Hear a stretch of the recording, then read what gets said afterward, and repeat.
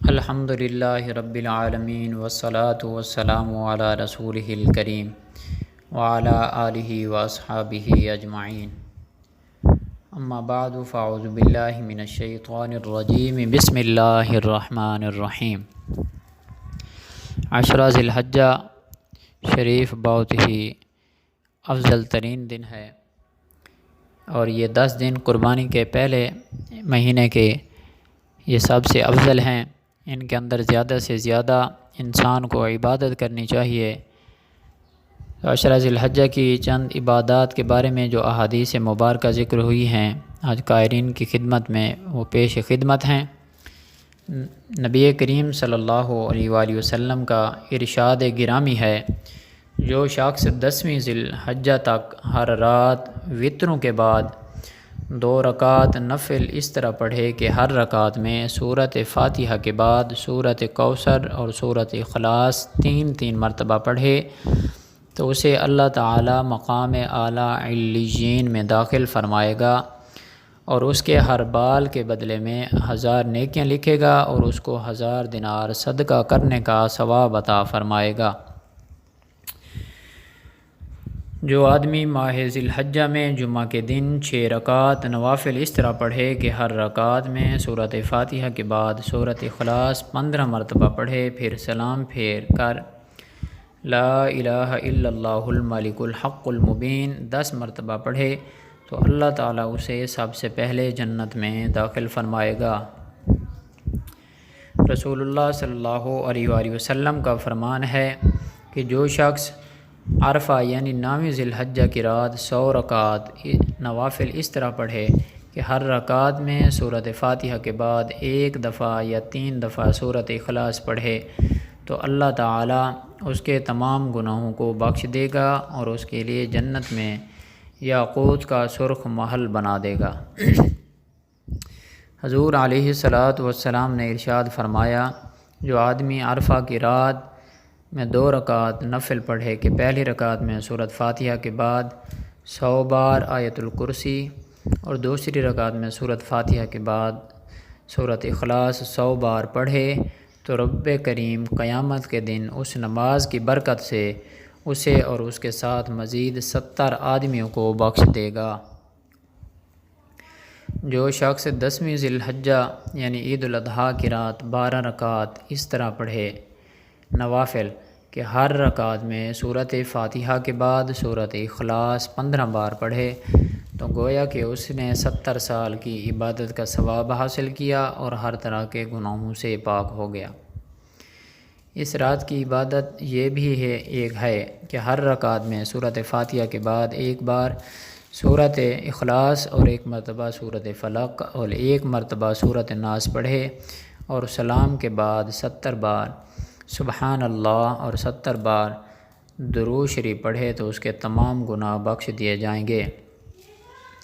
جو آدمی عید الاضحیٰ کے بعد 2 رکعت نفل اس طرح پڑھے کہ ہر رکعت میں سورۃ فاتحہ کے بعد سورۃ الشمس 5 مرتبہ پڑھے تو گویا کہ وہ شخص حاجیوں کے ثواب میں شامل ہوا اور اس کی قربانی قبول ہوئی۔ نبی کریم صلی اللہ علیہ وآلہ وسلم کی بارگاہ میں صحابہ کرام علیہم رضوان نے عرض کیا، رسول اللہ صلی اللہ علیہ وسلم، اگر کوئی شخص قربانی نہ کر سکے یعنی وہ فقیر ہو اور قربانی کی طاقت نہ رکھتا ہو تو کیا کرے؟ رسول اللہ صلی اللہ علیہ وسلم نے ارشاد فرمایا کہ وہ نماز عید کے بعد گھر میں 2 رکعت نفل اس طرح پڑھے کہ ہر رکعت میں سورۃ فاتحہ کے بعد سورۃ کوثر 3 بار پڑھے تو اللہ تعالیٰ اسے اونٹ کی قربانی کا ثواب عطا فرمائے گا۔ سبحان اللہ، کتنا ہی شان ہے عشرہ ذی الحجہ کی۔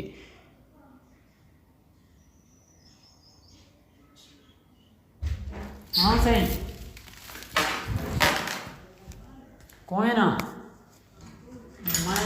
تقریر بھرے نا بیٹا ملے شور کرنا آپ ہونے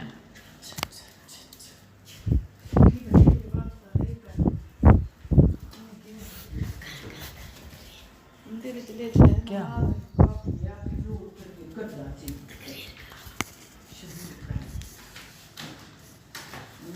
اٹھی باہر اڑے ہی مان دیکھو تقریر بچی بجلی کہاں ہے؟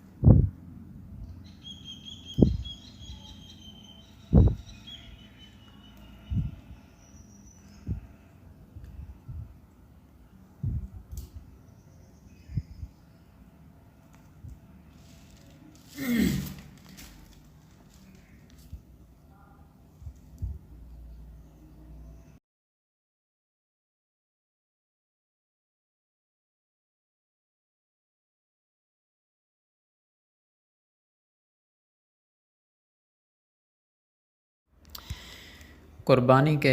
پہلے عشرہ کے اندر بال اور ناخن نہ کٹوانے کا حکم۔ عشرہ ذی الحجہ میں ان لوگوں کے لیے جن پر قربانی واجب ہے ماہ ذی الحجہ شریف کا چاند نظر آنے سے لے کر جب تک ان کی طرف سے قربانی نہ ہو جائے اس وقت تک اضافی بال اور ناخن نہ کٹوانا مستحب ہے۔ اگر کوئی شخص قربانی کرنے سے پہلے ایسا کر لے تو اس پر کوئی گناہ نہیں اور نہ ہی اس کی قربانی میں کوئی خلل آئے گا، اور جن لوگوں پر قربانی واجب نہیں ہے ان کے لیے یہ حکم نہیں۔ ہاں اگر وہ قربانی کے دن اضافی بال اور ناخن کٹوائیں تو اللہ تعالیٰ انہیں پوری قربانی کا ثواب عطا فرمائے گا۔ چنانچہ حضرت ام سلمہ رضی اللہ تعالیٰ عنہا کا بیان سے روایت ہے کہ رسول اللہ صلی اللہ علیہ وسلم نے ارشاد فرمایا، جب عشرہ ذی الحجہ داخل ہو جائے اور تمہارا کوئی آدمی قربانی کرنے کا ارادہ رکھتا ہو تو وہ اپنے بال اور جسم سے کسی چیز کو نہ چھوئے۔ جامع ترمذی شریف کی حدیث۔ اور ایک دوسری روایت میں ہے کہ جب تم ذی الحجہ کا چاند دیکھ لو اور تم میں سے کسی شخص کا قربانی کرنے کا ارادہ ہو تو وہ اپنے بال اور ناخن کاٹنے سے رک جائے۔ اور حضرت عبداللہ ابن عمر رضی اللہ تعالیٰ عنہ سے روایت ہے کہ رسول اللہ صلی اللہ علیہ وآلہ وسلم نے ارشاد فرمایا، مجھے یوم اضحیٰ کا حکم دیا گیا ہے کہ اس دن کو اللہ تعالیٰ نے اس امت کے لیے عید بنایا۔ ایک شخص نے عرض کی، یا رسول اللہ صلی اللہ علیہ وسلم یہ بتائیے اگر میرے پاس منیحہ کے سوا کوئی جانور نہ ہو تو کیا اسی کی قربانی کر دوں؟ فرمایا نہیں، ہاں تم اپنے بال اور ناخن کٹواؤ اور مونچھیں تراشو اور منہ زیر ناف کو مونڈو، اسی میں تمہاری قربانی اللہ تعالیٰ کے نزدیک پوری ہو جائے گی۔ یعنی جس کو قربانی کی توفیق نہ ہو اسے ان چیزوں کے کرنے سے قربانی کا ثواب حاصل ہو جائے گا۔ قائرین کرام، خلاصہ کلام یہ ہے کہ عشرہ ذی الحجہ بڑی ہی عظمت اور اہمیت کا حامل ہے۔ اس کے فضائل، خصوصیات قرآن و حدیث میں بکثرت وارد ہوئے ہیں۔ دین اسلام کی اہم ترین عبادات حج، عید الاضحیٰ اور قربانی وغیرہ اس میں انجام دی جاتی ہے، لہذا اس عشرہ کی تعظیم اور تکریم اور ادب و احترام ہم پر لازم ہے، اور اس میں ہمیں خوب عبادات، ریاضات کا اہتمام کرنا چاہیے، بالخصوص گناہوں کے ارتکاب اور نافرمانی والے کاموں سے گریز کرنا چاہیے، کیونکہ جب اللہ تعالیٰ نے اس عشرہ کی عظمت اور فضیلت کو بڑھا دیا ہے اور اس میں نیک اعمال کرنے پر اجر و ثواب میں اضافہ فرما دیا، تو پھر اسی طرح اس عشرہ میں معاصی کے ارتکاب کرنے پر سزا اور وعید میں بھی اضافہ ہوگا۔ دعا ہے کہ اللہ تعالی ہمیں اس عشرہ ذو الحجہ کی تعظیم تکریم کرنے کے ساتھ ساتھ اس میں خوب عبادات اور ریاضات کا اہتمام کرنے اور بالخصوص معاصی کے ارتکاب اور نافرمانی والے کاموں سے گریز کرنے کی توفیق عطا فرمائے، آمین بجاہ النبی الامین۔